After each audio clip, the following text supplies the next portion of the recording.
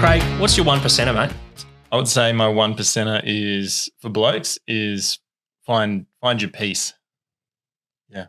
I don't know do you want me to keep going? Yeah. How do you use that in your day? That's the next question. Yeah. I guess I think what I'm trying to do myself and what I find is helping me in life is filter my decision making through how it affects the peace in my life. And there's obviously external factors that affect that, but a lot of that's internal and how you process things, how you manage your own thoughts, how you take care of yourself. And I guess I feel like, if all of us as blokes or people in general were working towards having a sense of peace in our own lives, how would that affect the world around us and our families, our friendships, our relationships, and where would that trickle over and how would that affect others? Yeah, really good. And a good, I won't say simple because I want you to unpack it later, but yeah, I feel like it's going to be a real easy one for people to sort of implement into their lives. But so if you're liking and getting value out of these podcasts, guys, we'd really appreciate if you would subscribe on the YouTube channel, like on Facebook, and look, we're really after any positive, negative feedback that you have and any ideas of guests or topics that you want us to cover. So we'll keep on going. So, Craig, just very quickly, tell us a little bit about yourself, mate. Like, where do you come from? We haven't done it in a little while, but, any kids, dad stats kind of stuff. Yeah. We'll go from there. Nice. So I was originally born in Queensland. Our family moved to Tassie when I was 10. And so have been here ever since, been on the Northwest Coast ever since. So I feel like I grew up here, even though that first part of my life, I suppose I didn't. But met my wife here, got married back in 2013. We've now got 3 kids, a 4-year-old, a 3-year-old, and a 1-year-old, 2 boys and a girl. And so close together, we didn't muck around. So be pretty full on. Yeah. So we figured let's do this parent thing and, just go for it. So get stuck in. Yeah. So we have just been navigating, being young parents and having young kids and all the factors involved in that. I work full-time for an organization that looks after children who have been put into residential care settings. So typically the kids we work with have experienced significant trauma in their life and have most of the time been removed from their families for various reasons. And then we kind of help support them with teams that can treat their situation therapeutically and with a trauma-informed lens to try and set them up for a better future, whether that's foster care or reunification with the family if it's appropriate. And then outside of that, my wife and I have started a church. We're about 12 months into a church plant that takes up our time as well. So they're the kind of 3 pillars of my life, or 3 factors. I don't have much more time outside of that between being a dad and a husband, work, and then church. Like they're the 3 things that kind of fill my life. Yeah. Gives us a lot to unpack and to get into. So we'll go back to your 1%er. Yeah. Tell us a bit more about that. I guess I kind of, when you asked me about it, I feel like that's something that I've been figuring out for myself a bit of late, the last few years. Maybe, being a dad maybe makes you more reflective or something, or it reveals parts of you that you didn't know were there. Like it's really easy to be a chill, like peaceful guy. Throw 3 toddlers in your house and see how chill and peaceful you are, So maybe there's a bit of that in there. So I think I constantly think about how I am as a father and how I react to things and what I let get to me and why I think I let it get to me and what else is going on in my life that then became an issue for my kids because I couldn't deal with it myself. But then they did a thing a 2-year-old does. And I reacted like they should know better when they're 2, So maybe that's part of the space I'm in.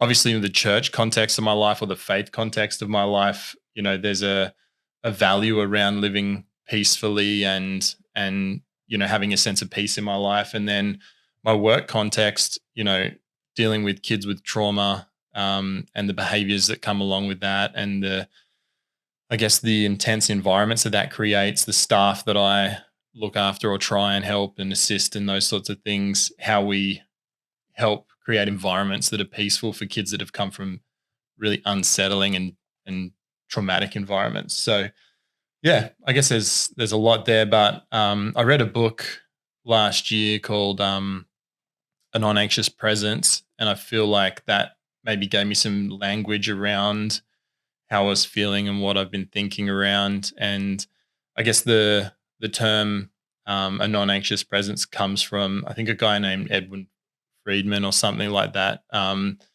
coined the term a while ago. And so another guy wrote a whole book on it. But I guess the general idea is that if you within yourself can cultivate a sense of peace and become a non-anxious presence, that deeply impacts the world around you and the people around you. And the idea of a non-anxious presence is that my calm would affect your calm, and that if I can work on being a non-anxious presence and the peace in my own life, then I can then do the same for others, or it affects others and impacts others. And so, yeah, I guess it kind of makes you think about what are the things in your life that disrupt your peace, make you anxious, that should or shouldn't, and how do you respond to those things? So that's probably a bit of what I've been thinking about. And was anxiety, like you've mentioned being anxious, was anxiety something that you'd sort of, I won't say suffered with, but struggled with in the past that led you to sort of think about this kind of thing? Or is it really just something that,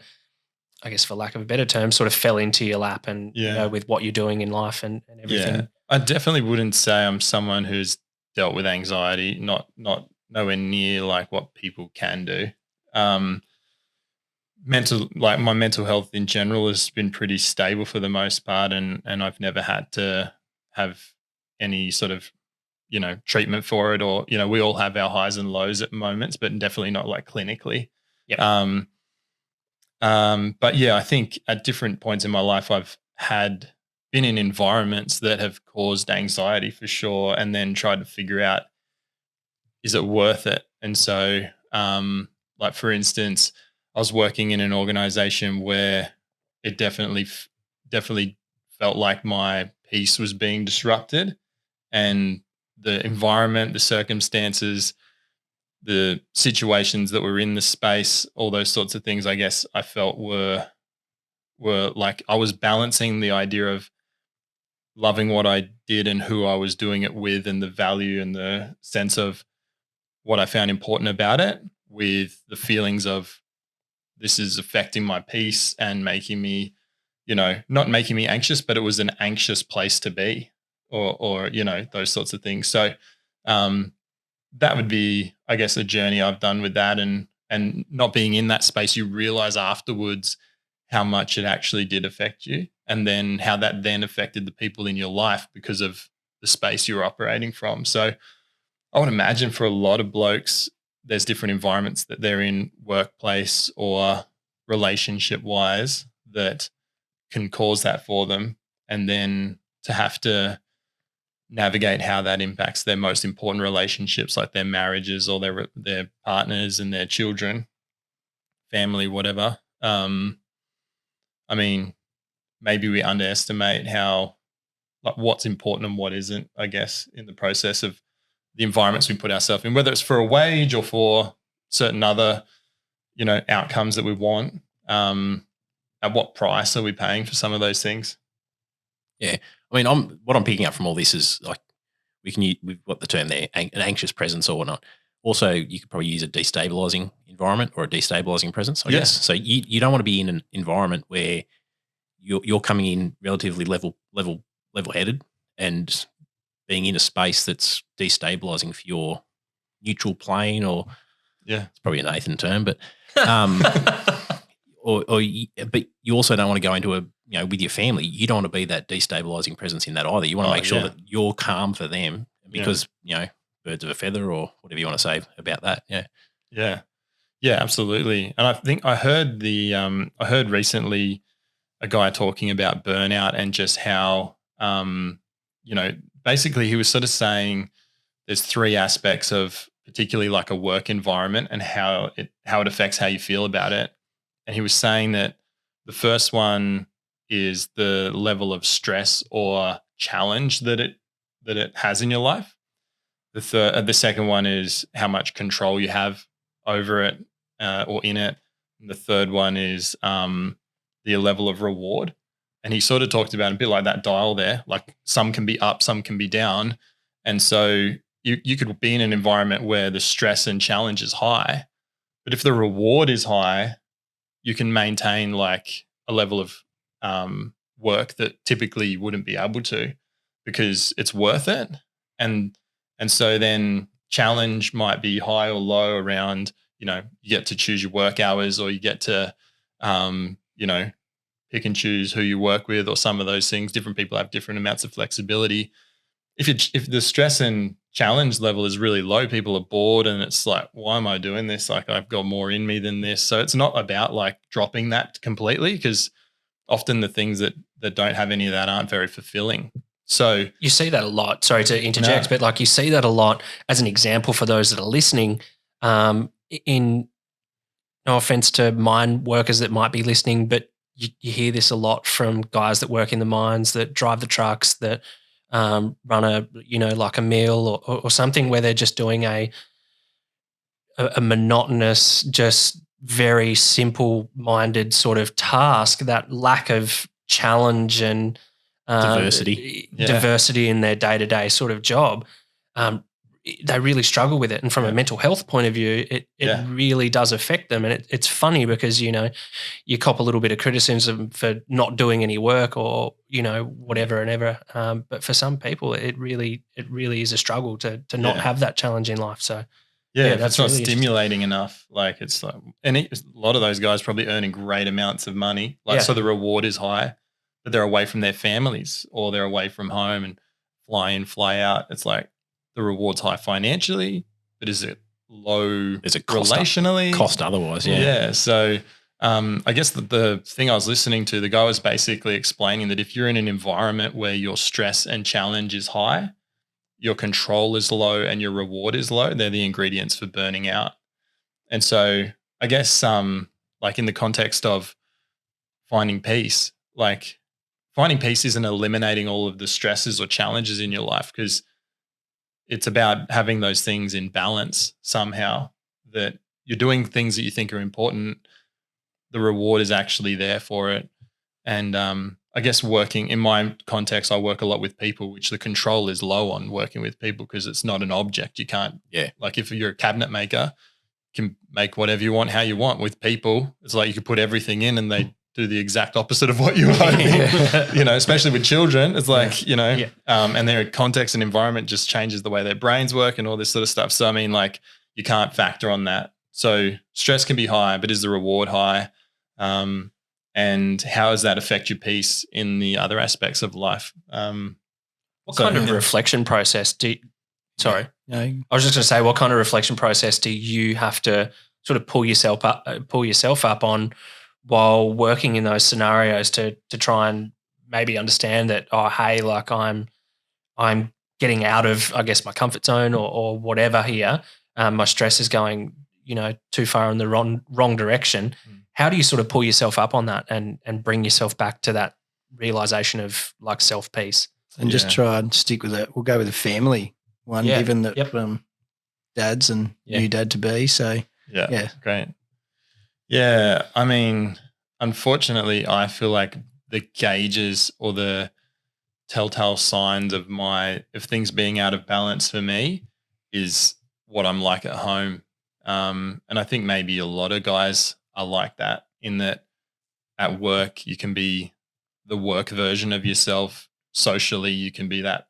But then at home, you don't have the luxury of, like, your barriers are down at home and you're most yourself at home, and you're most vulnerable at home and some of those things. And so, unfortunately, my kids probably like the way that I let having a house full of toddlers affect me and the way I feel like I respond. And when I walk away and I'm like, why would I react like that to something that's so small? It's not because of that situation. It's because of the other aspects of my life. You're not operating at the work level, you're operating at the home level. Yeah, exactly. And your threshold's lower. Yeah, exactly. You see that with the kids too. Like you go out and you go to the restaurant and the kids will be absolutely immaculate and they get all these compliments out the kids.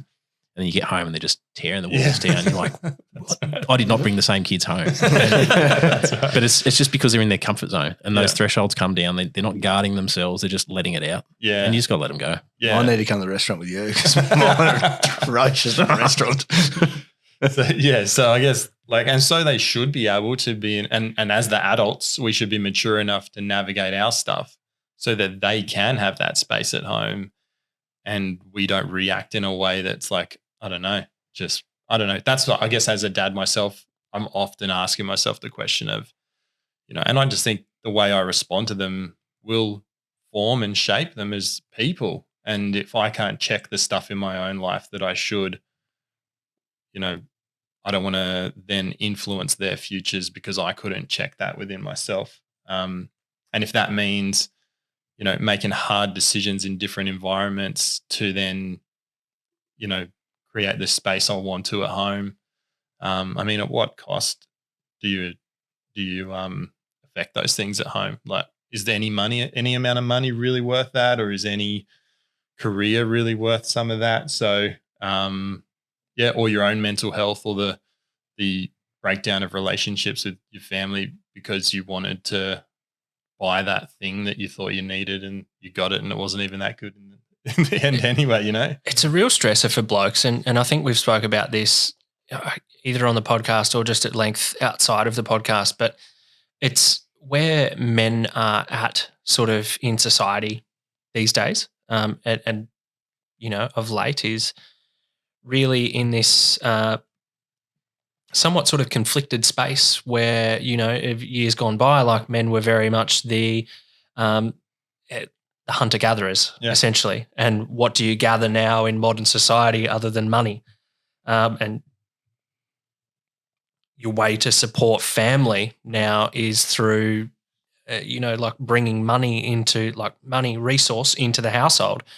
And for a lot of guys, it's that real focus on, I need to provide. I need to bring things back. I need to have that for my family to be happy. But for so many, they get so caught up in this bringing stuff into the family kind of vibe that they forget that, the family exists. The family forget are the reason people, why you bring it back. Yeah. Totally. They want you there for bath time. They want you there to sit at the dinner table. They don't want you at work every night. Yeah, that's right. Yeah, and I think maybe I would imagine most blokes our age and our father's version of things have changed, I think, a lot in what people think a dad functions like in the home these days. And I think it's changing for the better in that it's not simply about paying the bills and having food on the table.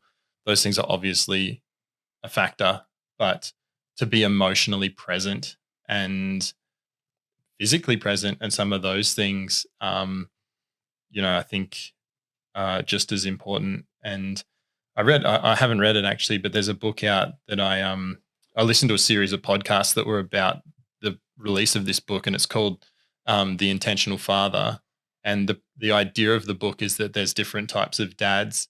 There's the absent father, where there's no contact at all with the children, which is, one aspect. There's fly in, fly out dads, where they're present, but they're gone for long periods of time. But when they're home, they're engaged and, those sorts of things. Then there's your, there's bad dads too, where it's, destructive. But then I guess the way it tends to go is that there's the good dad, which is doing the things we've just talked about, like trying to provide for the family, trying to, be present when they're home, get up, go to work, come home, be as present as they can or whatever. And so the idea of this book is that there's another type of parenting or another type of fatherhood, which is called the intentional father, which is where you don't just, and I guess, sorry to miss this, the other part of a good dad is that they parent from their understanding of what they were parented like. So they'll give their kids the things that they wish they had as a kid because they think that's what it means to meet the needs, because I didn't get this, so I'll give that to my kids, or, this was good about the way my parents treated me, so I'll, or whatever. And he said that's good parenting, as in like it's a category, but there's the intentional father, which then is the next phase of things where you're not just parenting through your own lens of being a child, you're actually trying to understand the child that you've got and the personality of that child and the temperament of that child and what that young person needs from a dad, and then parent that way. So I feel like that's a different approach to what I've ever understood about parenting, because most blokes are just winging it and doing the best they can. And, trying to provide and trying to be present and trying to play and have fun and not yell at them too much and whatever else. But that next level of it, to be an intentional father, is something I guess I want to be. And maybe that's why finding peace is important to me, because that will make me more intentional around the environment I've created for my family. That's a really good spot to to probably not almost leave it, but your comments about fatherhood is obviously something near and dear to my heart at the moment, as someone that 3 weeks out from having a baby, our first. So yeah, very, very crazy. So, but yeah, can totally resonate with where you're coming from, and everything that sort of you say, like it's very much what's going on through my head at the moment. Like I know a lot of people, everyone's probably experienced it that has kids or has kids on the way. Like everyone in community is just like, "Oh, you ready yet?" And it's like, fuck no, I don't know. Never ready. Yeah, I think so, but your comment on winging it is we're all. I don't care who you are. Like I don't think anyone in the world like knows exactly what they need to do. We're all just sort of winging it to a degree. Some people are just winging it a little bit more educatedly than others. Like I don't think you can do anything but wing it. No, I agree. As long as you just make the team work. That's all you got to do. Yep. Yeah. I guess my final sort of thing, and I know you've brought it back a lot to finding your peace. And I think the one thing that maybe we haven't sort of touched on is, do you have any like real hard and fast kind of techniques or strategies that you have to help you find your peace? Yeah. There'd be elements of it, I think, knowing the signs of something disrupting it, is part of that, I guess. You can always sort of, like with your fuel tank in your car, you can let it run to empty before you realize you got no fuel, or you can check the gauge as it's going. Like, what is it like at a quarter tank, half a tank? And I guess in some ways, I don't want to be at empty before I recognize that it's diminishing. Like, what are the signs at half a tank, kind of thing? And how do I then address it rather than wait till it's completely empty? But one of the things that I've tried to do in my life for a while, I've got a like a mentor that I pay, like a professional mentor that I meet with every 2 months.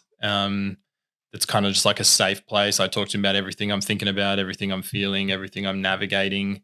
And I decided to do that in a way that's that I value it enough that I'll pay for it. Some people might have a counselor, some people might have a psychologist. I've paid a professional mentor for the last nearly 7 years. And one of the things that we talk about, aspects of that is to do with my spirituality, but a lot of it's just to do with my life and all the components of that. So that's relational, mental, emotional, physical, spiritual. There's 5 kind of areas. I don't know if I said 5, but there's 5. So that's our regular conversation. How am I going in those 5 areas? And I think all 5 affect my peace. If I'm physically diminished, it affects it. If I'm emotionally depleted, it affects it. If I'm mentally, it affects it. Spiritually, it affects it. So relationships, if I've got some challenging relationship, it affects it for sure. But yeah, I guess one of the things that I've tried to do for a long time is I do it's a bit of a ritual, or for me, it's like a prayer at the end of the day.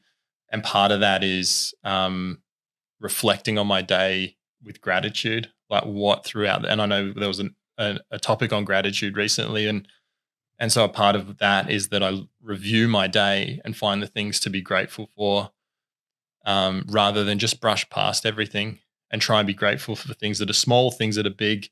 And I feel like that affects me and my peace going forward, because instead of focusing on what's challenging in my life at the time, I have a daily practice where I think about what I'm grateful for, which I think anyone could do, whether it's a part of a spiritual ritual or just a general one. Couldn't agree more. And that is the crescendo that I was probably looking for to end this episode. And mate, brilliant, really great small things. And look, for a lot of people, they might not sound like small things, but really, it's the small changes that you can make in your life very gradually, which will make a huge impact over the board. So thanks, mate, for coming on. And if you got something out of this episode or the episodes that you've heard in the past, please subscribe to the YouTube channel. It really helps us grow, helps us to keep on doing this work. And share on Facebook and all the other socials. The podcast, if you're looking for just the audio, is available on Spotify, Google, and iTunes. Other than that, folks, this is almost wrapping up. The last interview for season 1 will be kicking off again with season 2 in mid-June. So thank you all for listening, watching, wherever you are in the world. Stay safe. Love you all. Take care. Cheers. Catch you next time.